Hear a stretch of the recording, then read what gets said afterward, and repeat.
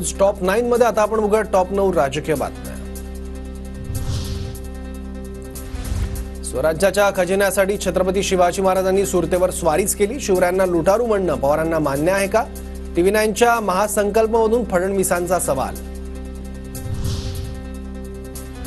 मागितलेली खंडणी न मिळाल्याने शिवरायांनी सुरत लुटली, टीव्ही 9च्या महासंकल्पमध्ये जयंत पाटलांचं वक्तव्य। तर महाराजांनी खंडणी मागितल्याची मुक्ताफळ उधळताना जयंत पाटलांना लाज कशी वाटली नाही, दरेकरांचा हल्लाबोल।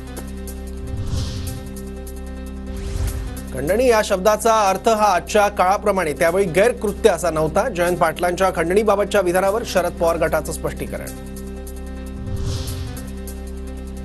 महायुती विधानसभेची निवडणूक मुख्यमंत्री शिंदेंच्याच नेतृत्वात लढणार, पण मुख्यमंत्री पदाचा चेहरा निकालानंतर पार्लमेंटरी बोर्ड ठरवेल।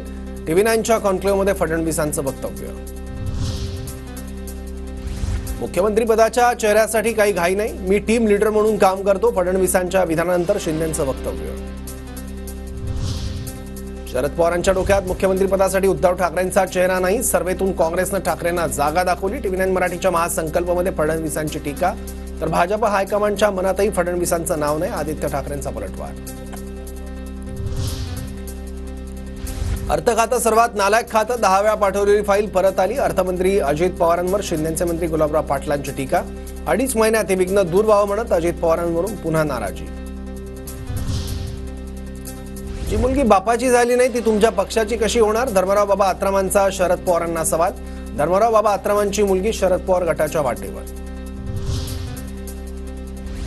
वस्ताद शिकवतो त्यावेळी सगळं शिकवत नाही, एक डाव राखून ठेवतो, अजूनही चूक भूल करू नका, बापासोबत राहा, अजित पवारांचा धर्मराव बाबा आत्राम यांच्या मुलीला सल्ला।